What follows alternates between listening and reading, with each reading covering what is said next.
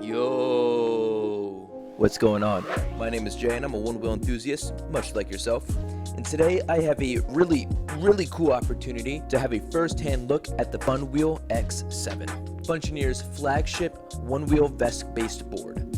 In this Fungineers overview, I'll be going over a handful of things.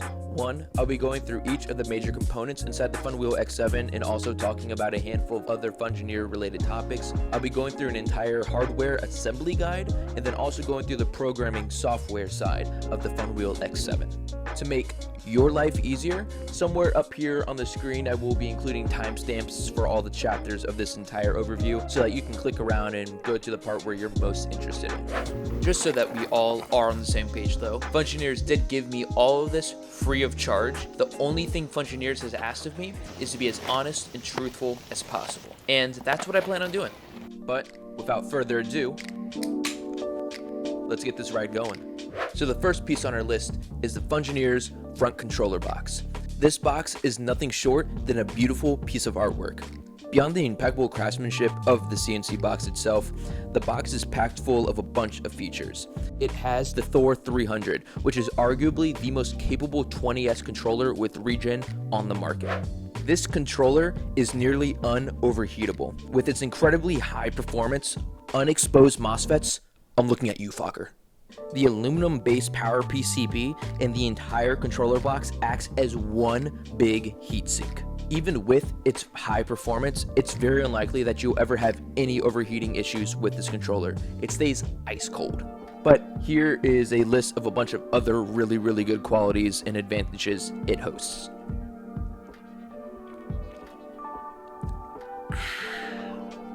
Yeah, it's still going.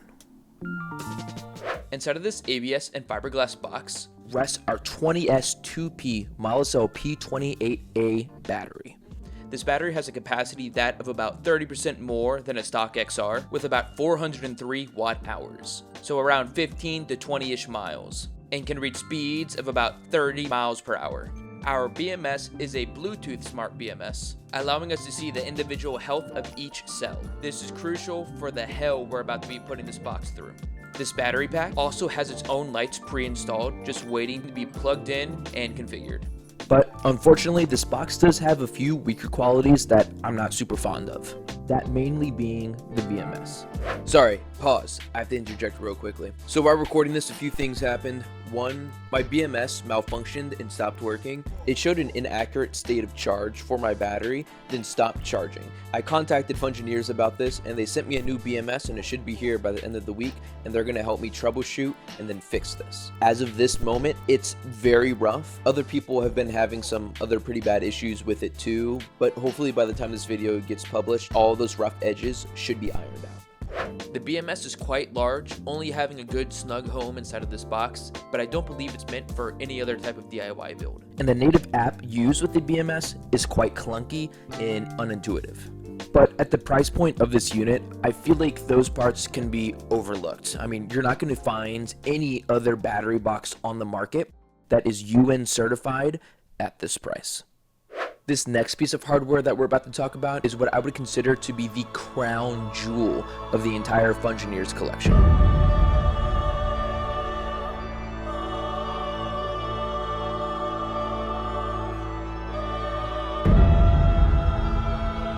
The Superflex hub motor is the most sought after piece of hardware for any true one-wheel vesc-based board. So much that it's the only motor I can now stomach riding. This 2,000 to 4,000 watt motor with more than 50 Newton meters of torque and a free spin of over 60 miles per hour or 100 kilometers per hour with field weakening. This motor is an absolute beast that most of the controllers would struggle to fully utilize without ever overheating. I'm looking at you, fucker. I have but one golden rule that I use whenever I'm riding a Superflex, and that is, if I have clearance, I'm gonna make it over top of it. There's no lack of power or torque here, but I have found that the true power of the Superflex motor can be fully tapped in with a larger tire. There is a second version of the Superflex motor, that being the HT motor or the high torque motor. That one has over 100 Newton meters worth of torque, an ungodly amount of power, but at quite noticeably less speeds. It's really only fully utilized on high voltage boards or with super heavy riders, but I do feel that 90% of people will get along just fine with the HS motor. Holding our entire board together are the X7 rails. These rails are made from 7075 aircraft grade aluminum. And these rails are my preferred rail system, giving an asymmetrical angle with an aggressive riding style, with the tail being raised a bit higher and the nose being dropped a bit lower. We have a 3.5 degree tilt on both sides, so about 7 in total, hence the name X7. My favorite option on these rails are the lower and raising options. If I want more of a floating city XR ride feel, I'll drop it down to the lower setting. But if I'm seeking a ride that I'm going on trails and I want the most clearance possible and I'm okay with a higher center of gravity, like a GT feel, I'll raise it to the higher one. These rails are super versatile. And these are the newly refurbished and redesigned Stompy foot pads. They're a mellow concave foot pad with a really cool status light bar on the side. These also come with a really nice 4mm foam grip tape. At the moment of recording, they're a bit on the unsensitive side. Whoa, I'm here again. The initial foot pads that were sent to me were very insensitive, so much that I couldn't get the board to engage. I talked to Fungineers about this and they immediately sent me out a new foot pad and it arrived by the end of the week. Most likely, by the time that this video is released, I've been told there should be a V2 foot pad, which should be a lot smoother. But right now I have one and it gets the job done. But by the time that this video is released, they should be in a much better spot. They also have this really cute little AirTag holder in the middle, so just for like tracking purposes and whatnot, I thought that was pretty nice. Okay, well, that was over a lot quicker than I had expected it to be. We do need to talk about a few things Fungineer related though. Hello, I'm back again. We do need to address the elephant in the room. If you're at all familiar with Fungineers, you've probably have heard of all the issues that they've gone through. From the quality of the bearings, to the messed up KV windings, all the shipping logistic issues, and now some of the final quality assurance issues with the final FUNWHEEL X7 build. To say that they have gone through it would be putting it kindly. Whereas they have made a lot of friends, they've also made a lot of enemies. But just for a second, can you entertain a different perspective with me? Let's look at where Fungineers started. For a long time, Fungineers has been refining the DIY one-wheel vest-based board out of their own garage. Throughout their efforts and the immense efforts of the vest community, and through painful iteration over and over and over again, we have finally arrived to where we are now. And it's through that iteration that these products become perfected. It's important to not get these dudes mixed up with corporate companies like Future Motion, which have all the factories and shipping logistic advantages in their back pocket. They're not some autonomous, perfect machine like Amazon. They're a DIY group of people just like you and I. Fungineers is not perfect by any means. It's not my intention to excuse Fungineers for all the mistakes that have been made so far. They have been made. That has happened. But what makes them great is that they are actively working with the community to improve their standards and to improve the products that they have. This is a much different course than, I don't know, what other large companies do. I mean, just consider what the most popular one-wheel company does right now and how they choose to solve their issues behind locked doors, how they deny basic information to their riders, upcharge massively on basic parts, and are actively against our right to repair and own our own boards. I mean, at the end of the day, I have to ask the question, which one of these companies is ran by stockholders and which one of these companies is ran by people? Consider that when you want to buy a one-wheel. So, I guess we got to put it all together now. Alright, first let's grab our controller box and the screws that come along with it. And let's grab our battery box and the screws that come along with it too. Let's be careful with the XD60 here, as it is a live battery lead. You don't want to lick it or stick a pair of scissors down it. Let's go ahead and take off the cable gland on the controller box and set it to the side. All you have to do is twist it off. Now let's take an M3 Allen wrench and we're going to unscrew each of the lid screws to get access to the controller box.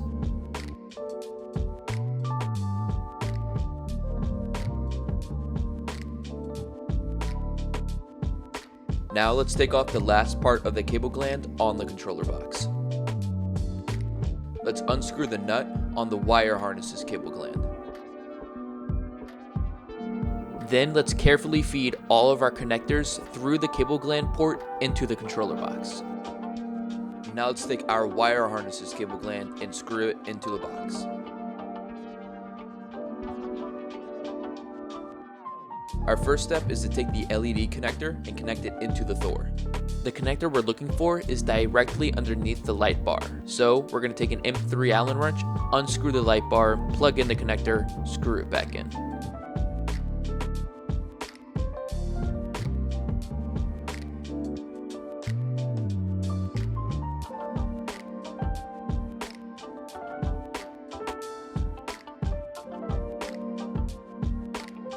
First, I'm going to plug in the charge port, which is the smaller XT30. Then I'm going to plug in the battery lead, which is the XT60. Take note of how you plug in this connector. The polarity should be correct. Red should be running to red and black should be running to black. Now there are some companies that don't follow this rule, but when you do connect this XT60 together, you're going to have a little bit of a spark. Don't worry, it's completely safe. It's the inrush current of the capacitors on the Thor filling up. Note that if you unplug and replug over and over again the connector, you'll slowly wear it out. So to preserve itself, it's best to only unplug and replug it when you absolutely have to. Now let's put our lid back onto the controller box with our M3 Allen wrench.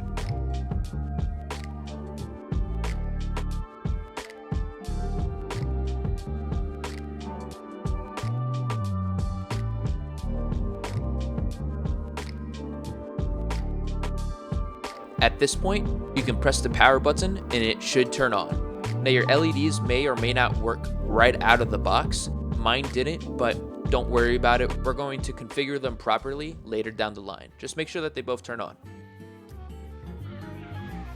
Now we're going to attach the controller and battery box onto our rails. I prefer to install the harness side first, as it's easier to install the motor on the next step. Before we tie down the rails, we're going to check and see how much slack we have on our wire harness. I'm going to line them up roughly where they need to be, and I'm going to look and see how much slack we have remaining in our wire harness. We're going to have to tighten up that slack a little bit so that the wire harness doesn't rub up against our motor. To do that, put it roughly where it needs to be, unscrew the cable gland a little bit, and just stuff it back up inside. Do this carefully and make sure that your wire harness doesn't do anything weird inside of the box. You could honestly just keep the lid off for this point and then pull it in, but I knew I would be safe if I just did it blindly. Once we've got the harness at an appropriate length, I'm going to start screwing in the rails to the boxes with our M5 Allen wrench. You're going to be putting screws in the holes that I have highlighted. Don't follow exactly what I do in the video, as I put them in the wrong holes like an amateur and I had to pull them out later on. So follow the diagram that I just put up. Now, let's grab the Superflex.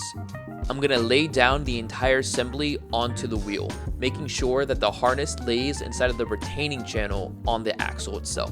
Screw in our hub bolts. Then I'm going to flip over, twist to the correct orientation our motor connector, then plug it in to the controller box. I'm going to screw in the rails to the battery box first, then the motor. Sometimes when you're attaching the rails to the foot pads, you can tighten things too tight and it misaligns things. So make sure that everything fits first before tightening down all your screws. Unfortunately, this kit doesn't provide us with our own bumpers, so we have to source those ourselves. I chose to go with the highest quality bumpers possible, those being Float Life's Bang bumpers. So I'm going to attach our Bang bumpers to the board. You can attach all your bumpers and foot pads to the board at this stage, but for whatever reason, I like to leave my foot pad off before all the programming stuff. Don't ask me why, I just don't do it. But you can absolutely plug in your foot pad at this stage, you'll be completely fine. I also didn't realize that I had the fender deletes inside of this kit, so I don't install them now, but I do install them later on.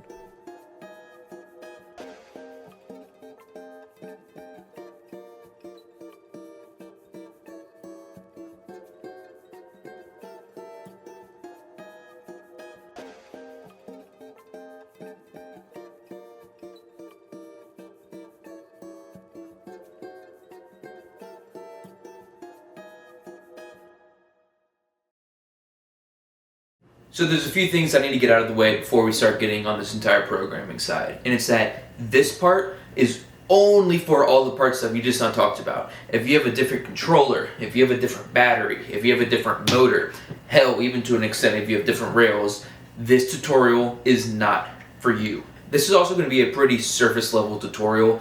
I'm not going to be explaining how we get to a lot of the values that I'm putting inside of here. That video would end up taking about 40 minutes to an hour or so.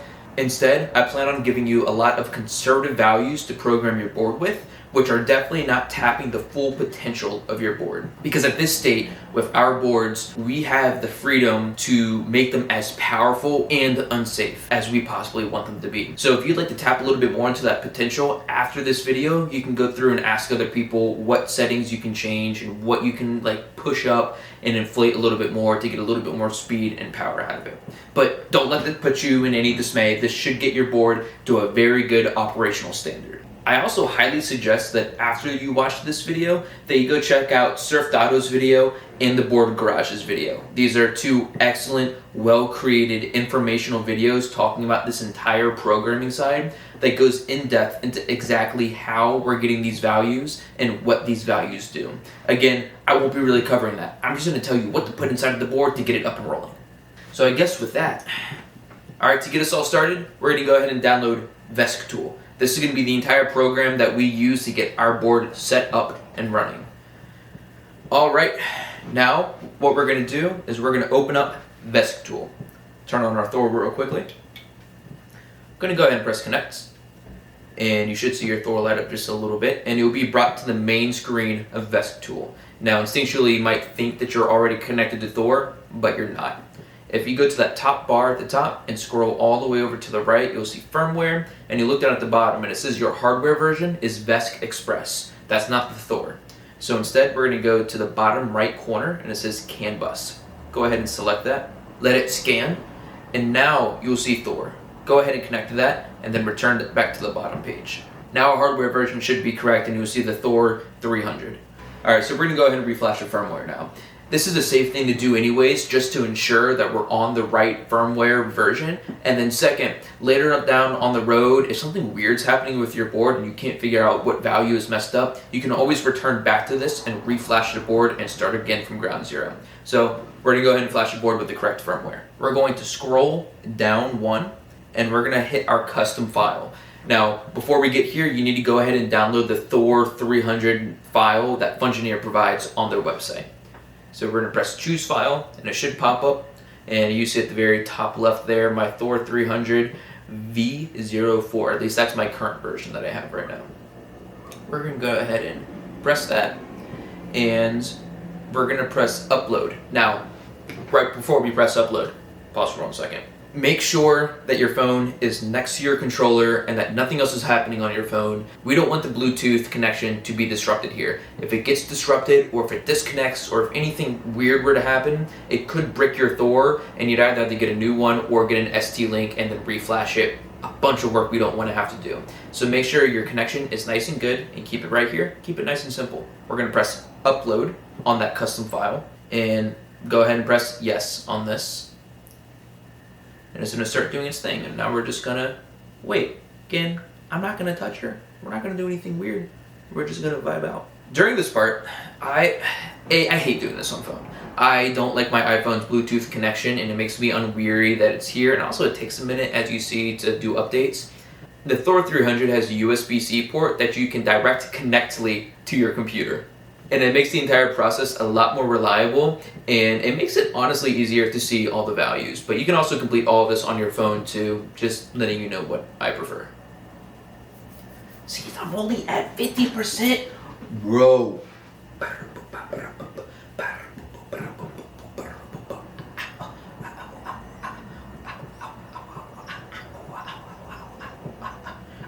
Alright, great.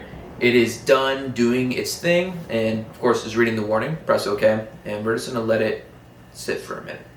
Yeah, honestly, I don't know how long I should sit here and wait for it, because it says it's supposed to restart after 10 seconds.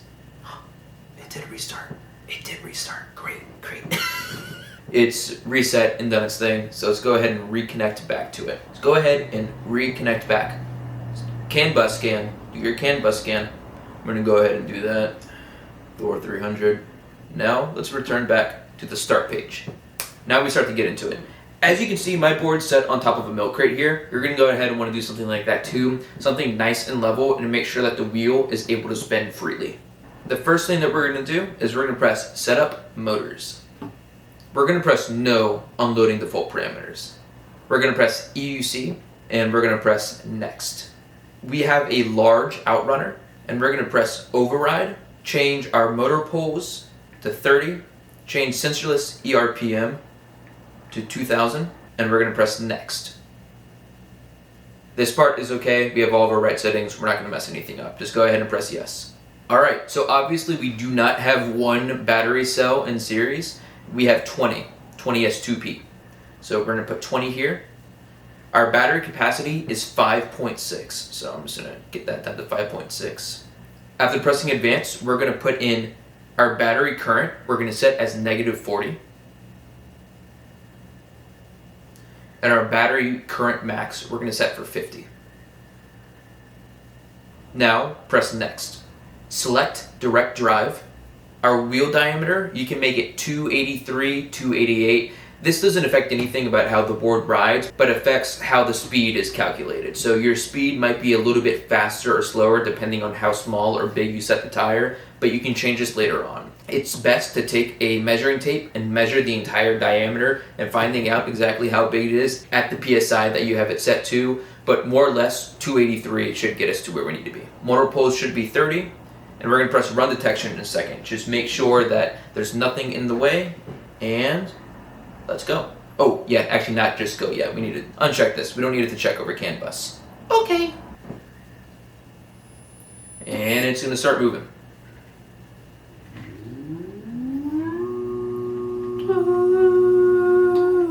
All right, so now it's given us a bunch of values.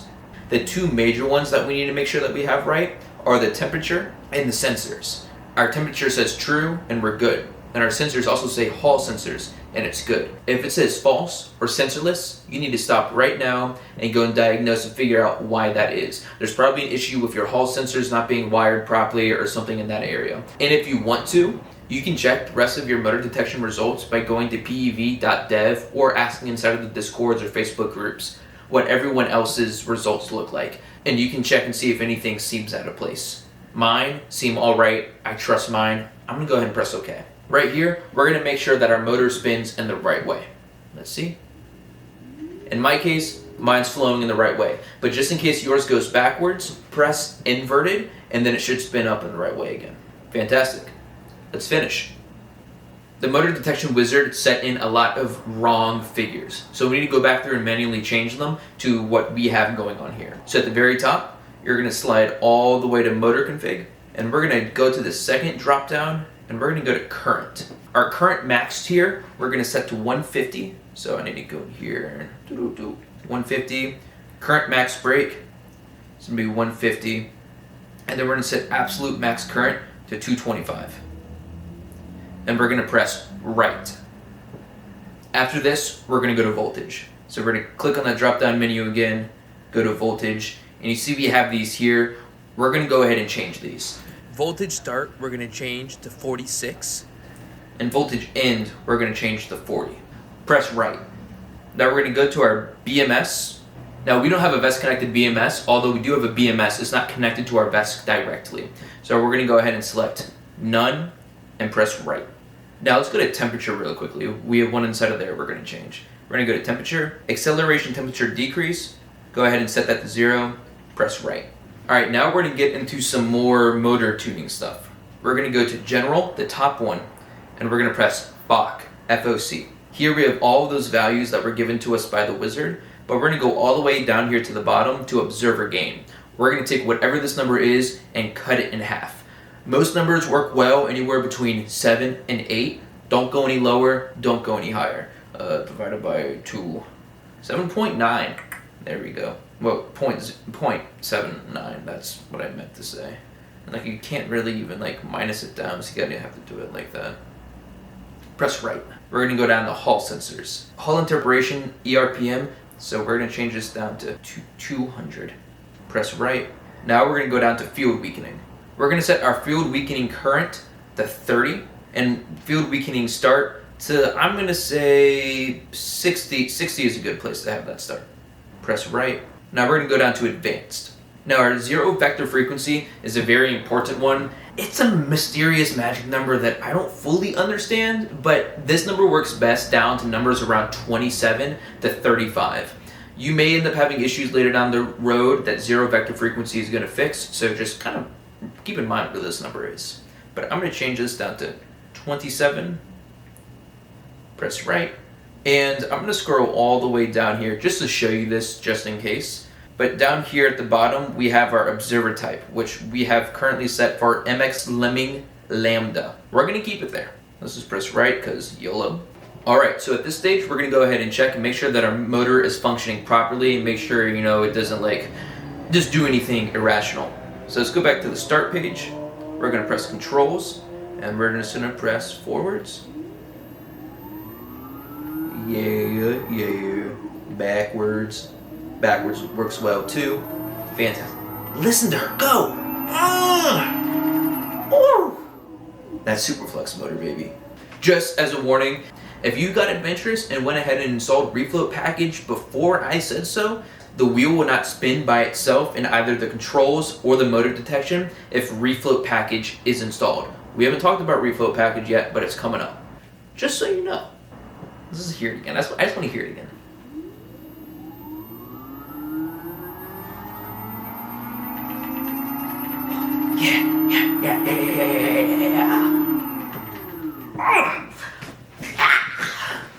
Alright, press close. Alright, now we get to the part that nearly every single person messes up, and it messes up their board. We're going to press Setup IMU. Go to IMU Configurator, and ours is already detected here. It's detecting our true thing. Sometimes it works, sometimes it doesn't. We would end up having to change it later on down the line, but I'm just going to press search for IMU again. You see? Now it's back. I told you it would come back. And down here at the IMU profile selector, select Balance Skateboard.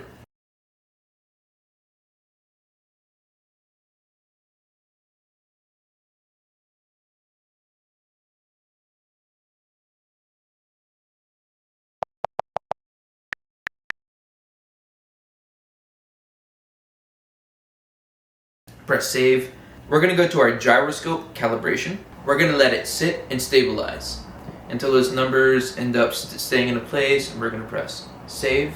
Next comes our accelerometer calibration. To do that, we're going to take our board off of this real quickly.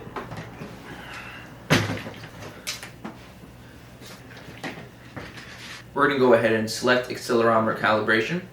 And just as a quick rundown, you'll see that we have an X and a max X. What our goal is to be able to, in a smooth and slow fashion, be able to find the value closest to 1 or the highest value that we can get. If you jerk your board around and make really unnatural movements, you might get a number that's insanely high or not naturally high. If that happens, just press clear max and find your way back to that number in a natural fashion. The way we find it is by tilting the board. As you see, if I start moving it, the number starts to move in certain directions. I can probably take it and tilt it up like this until we find exactly where 1 is or that highest value is. Make sure that this number is positive, not negative.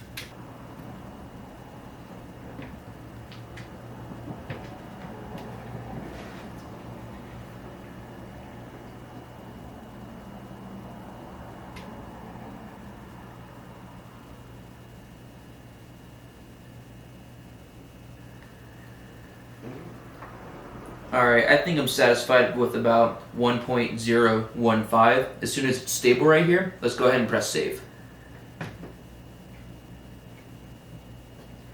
Same thing is going to happen, but on another axis.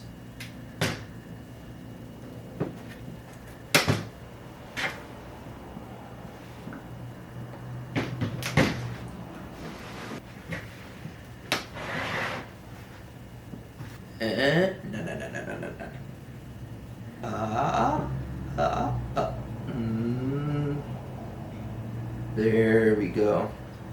As you can see that this number isn't exactly 1, but it's the highest I'm going to be able to get it. So I'm going to go ahead and press save on this one. One last time.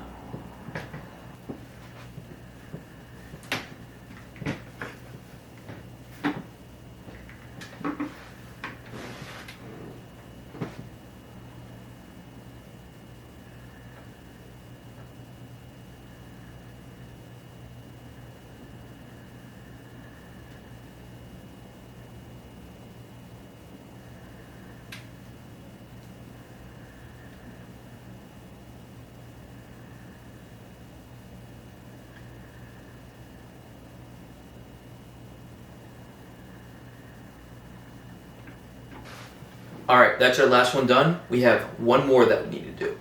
We're gonna go ahead and get our board back to a level, and we're gonna have to try to figure out where this board is gonna be naturally sitting level at.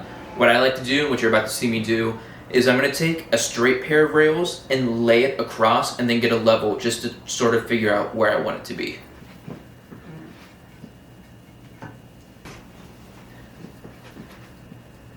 All right, let's go ahead and click orientation.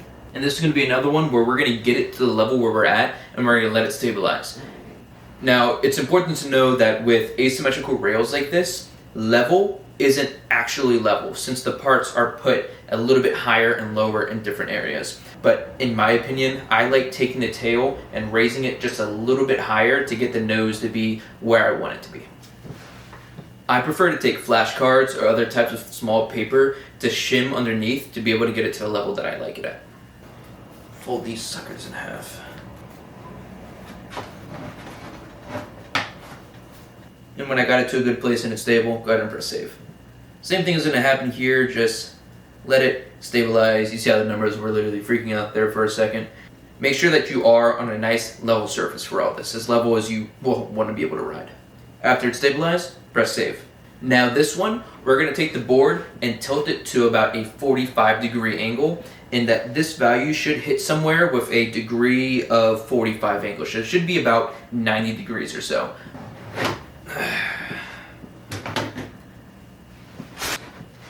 Pick it up, 90 degrees, save, and we did it. We're gonna go ahead and press cancel now. Cancel isn't canceling anything, it's just getting out of the wizard. And we are going to float all the way over to packages. Press on packages, and we're gonna go ahead and press, if you only see the 4 that I see here and you don't see something called refloat, go ahead and press update archive, and we should get refloat.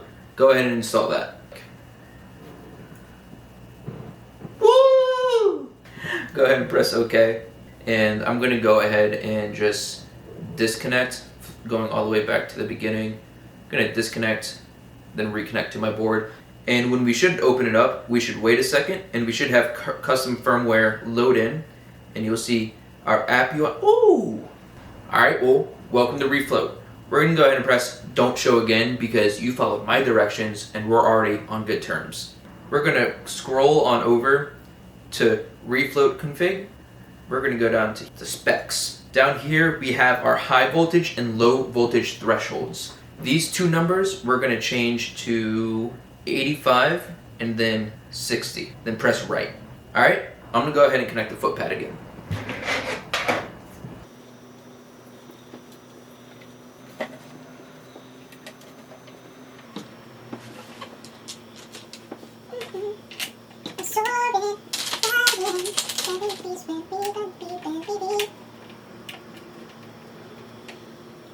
Alright, now with our foot pad on, we should be able to test whether or not it works properly. So I'm going to take my hand and press on one foot pad, see that it lights up, press on the other foot pad, see that it lights up. I'm getting 3.2 volts, which is great. 3.2 volts, fantastic. So before you go through and jump on your board, we need to make sure that it actually works. Okay, so to be able to test that our board functions properly and safely, first we're going to go to this little settings menu. We're going to go to setup, and we're going to turn on hand test mode. And now we're going to go through and just make sure that it balances correctly. All right, so essentially from here, I'm going to go ahead and turn on hand test mode. What this is going to do is that it's going to limit the amount of current that's running through our board so that we can safely test whether or not it balances. Essentially, if you did have something put in wrong, and if you were to not have this on, the board could rip out from underneath your hands and it could rip up your fingers because of the grip tape. So having hand test mode on allows us to do this pretty easily. Now let's engage our foot pad. I currently have posi on because it's easier for me to hold it with one hand with posi and demonstrate it, but you're going to have to activate both foot pads when you do this. And since the current is being limited, the board is going to feel weird and soggy. It's hard to describe, but the board's going to act really weird and soggy. That's supposed to happen. So as you see, I can like push it down weird like that. But the board balances properly and does everything we need it to.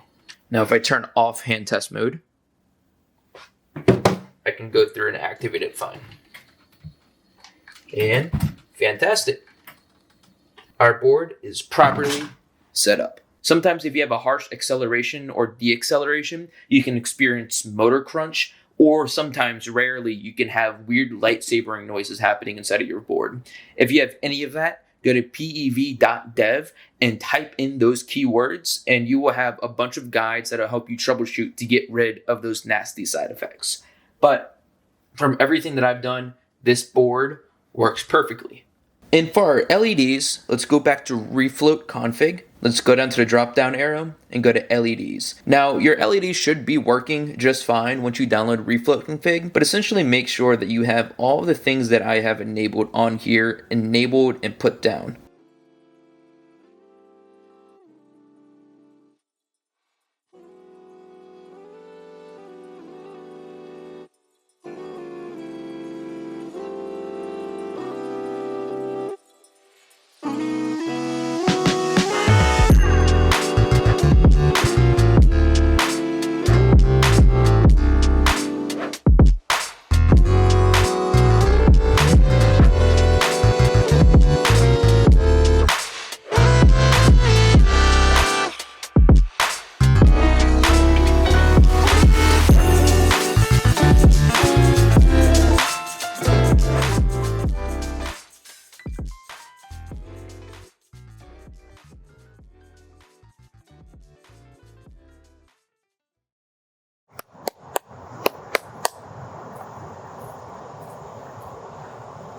Welcome to my final closing thoughts on the X7.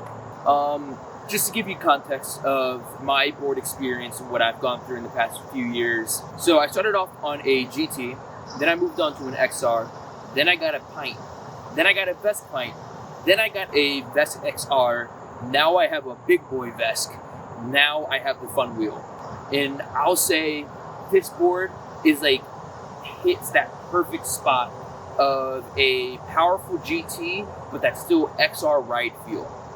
Yesterday, I went out and shot a bunch of footage with this board, and I got the battery all the way down to about 10% after doing trails for a few hours, and my final mileage was about 15 miles.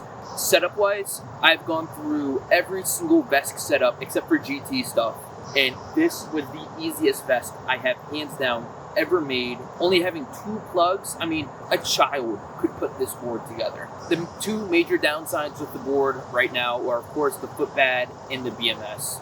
The BMS and the footpad both need some work. But this board is relatively light, pretty damn fast, easy to put together, should be easy to program. It's honestly everything that I wanted when I first bought my GT. This is the easiest economical vesc build on the market right now. The tire itself, the Thunder tire, I would give a 7 out of 10. It's really nimble, it has a small profile to it, so you can do turns super quickly, but it's also really carvable too. But I like my chunkier boards a little bit more, so it kind of fails on the chunky side. But it's so much better than any other stock tire that I've tried before. God, the stock GT tire, Jesus Christ. To have the insane thermals, the insane torque and speed, all in a lightweight package that is relatively easy to put together and hopefully soon to program. Once the entire X7 build gets its rough edges sanded down a little bit more, this board kicks ass. For real. Hopefully, if you got it to this point, I hope your board is in a pretty good state. I've done my best to try to talk through everything. How long is this video right now? I just want to say thank you, Fungineers. Thank you, Mo, for letting me get this board and trying it out. Thank you for helping me troubleshoot and everything. And thanks for what you've done with the board so far. If I had to rate the entire board, I would give it an 8.5 out of 10. If I were to take into consideration the state of the foot pads and the BMS right now, it would lower it down to about a 7.5 out of 10. Hopefully that won't be the case for long, but right now that's where it stands. Is there anything else I can really say here? Nothing's coming on my head right now. You know what the biggest thing Fungineers needs right now? Are beta testers. I feel like so many issues could have been solved if things were beta tested before. Things get pushed out and fixed, and it's not the right way to go about it, but you know, it's the way to sort of go about it, I guess. But we're gonna get there slowly. Hopefully by the time this is released, this board will be in a perfect state, and I will be able to suggest it to anyone that wants to jump into a vesc build. getting into vesc can be a little bit overwhelming because there are so many values, there are so many technical things, there are so many things that could go wrong and probably will go wrong. And it can be horrifying at first. But I see it as we get so much more control and power out of our boards than anything else. This board can beat out a GTS easy. There's no doubt about it. But yeah, thank you for watching and good luck putting your board together. I just want to say thank you to the vesc community and everyone who has taken so much time and patience with teaching me how to go about doing this. When I first started off this journey, I knew nothing about boards whatsoever. I didn't even own a soldering iron I didn't even know how to work a multimeter. But it was through the community which literally held me and breastfed me like a baby. Oh, I mean, the amount of text messages that I have between certain people that go on for hours trying to troubleshoot stuff has been so kind, so fucking helpful. And to anyone who is about to take their first step into this world, go ahead and jump in. There are so many people here that are willing to help and are so kind and gratuitous. There are so many people that have shown so much patience and kindness for no reason to helping me get to where I am today. You know who you are. For real. I don't need to name names. You know exactly who the fuck you are. Thank you for your kindness. Thank you for your help. I appreciate every single one of you. This has been one of the coolest years of my life so far, and I only have you all to thank for it. So I appreciate you guys. Float on, my friends.